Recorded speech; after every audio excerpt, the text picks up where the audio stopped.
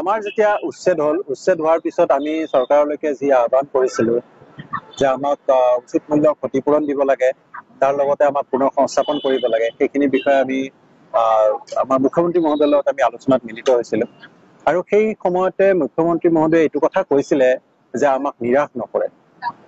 তাৰ আগতেও যেতিয়া তেখেত মুখ্যমন্ত্ৰী হৈছিলে তেখেতে তেতিয়া এইটোৱে কৈছিলে যে আমাৰ খিলঞ্জীয়াৰ প্ৰতিটো ভূমিহীন পৰিয়ালক তেওঁ মাটি দিব, লগতে তেওঁ মাটিৰ পট্টা তেওঁ প্ৰদান কৰিব।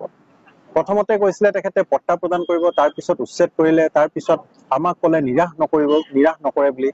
কিন্তু অসমৰ বিভিন্ন ঠাইত এতিয়া যি উচ্ছেদ হৈ আছে তেওঁলোককো সংস্থাপনৰ ব্যৱস্থা কৰি দিলে। কিন্তু আমাৰ যি খিলঞ্জীয়া পৰিয়াল, শিলখাকুত থকা যি খিলঞ্জীয়া পৰিয়াল, তেখেতে বাৰে বাৰে এইটো কথাকে কয় যে খিলঞ্জীয়া ভূমিহীন পৰিয়ালক তেখেতে মাটি প্ৰদান কৰিব, কিন্তু আমাৰ যি শিলখাকুৰ খিলঞ্জীয়া পৰিয়াল তেওঁলোকৰ কাৰণে তেখেতে এতিয়ালৈকে একো চিন্তা কৰা নাই। আমি সেই মৰ্মে যোৱা শনিবাৰে 9 আগষ্ট তাৰিখে আমি বন্তি প্ৰজ্বলন কৰিছিলো সন্ধিয়াত। আৰু তেতিয়া আমি প্ৰশ্ন দুটা ৰাখিছিলো যে তেখেতে বিদেশীক মাটি গতাব বিচাৰিছে, 1 নম্বৰ প্ৰশ্ন।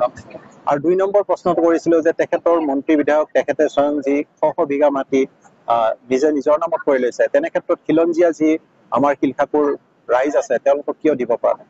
আমি বাৰম্বাৰ এইটো কথাকে বাৰে বাৰে কৈ আছো যে আমি আপোনাৰ পৰা কি বিচাৰিছো, আমি সংস্থাপন বিচাৰিছো। আপোনাক যেতিয়া আমি ভোট দি জিকাইছিলো তেতিয়া আমি এই আশাত জিকাইছিলো যে আপুনি আগৰ যিখিনি চৰকাৰে যিখিনি আমাৰ কাৰণে যিবিলাক ভুল কৰিছিলে সেই ভুল যাতে নহওক, আৰু আপোনাৰ ওপৰত ভৰসা ৰাখি আমি আপোনাক জিকাইছিলো। কিন্তু আপুনি যেতিয়া মুখ্যমন্ত্ৰী হোৱাৰ পিছতে আমাক উচ্ছেদ কৰিলে আৰু এই খিলঞ্জীয়া পৰিয়ালখিনিক যেনেকুৱাকে ৰাস্তালৈকে লৈ আহিলে, আপোনাৰ নিজৰ এটা মানৱতা আপুনি নিজে চিন্তা কৰি চাওক, আপুনি কেনেকুৱা নিৰ্দয়ভাৱে এই কাম কৰিছে। আজি অসমৰ বিভিন্ন ঠাইত আপুনি উচ্ছেদ চলাইছে, আপুনি কয় বিদেশী বাংলাদেশীক আপুনি খেদাব, আমাৰ তাতে কোনো ধৰণৰ আপত্তি নাই।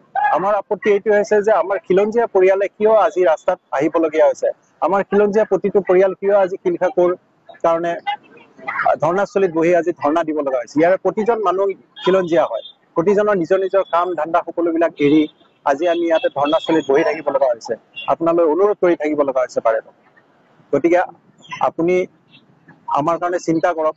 আমি আহ্বান কৰিছো আমাৰ সংস্থাপনৰ ব্যৱস্থা কৰক, আমাৰ লগত আলোচনাত মিলিত হওক, আমাক আপুনি মাটি প্ৰদান কৰক যাতে আমি ভৱিষ্যত জীৱনটো আপোনাৰ চৰকাৰৰ সময়তে আমি চিকিউৰ কৰিব পাৰো।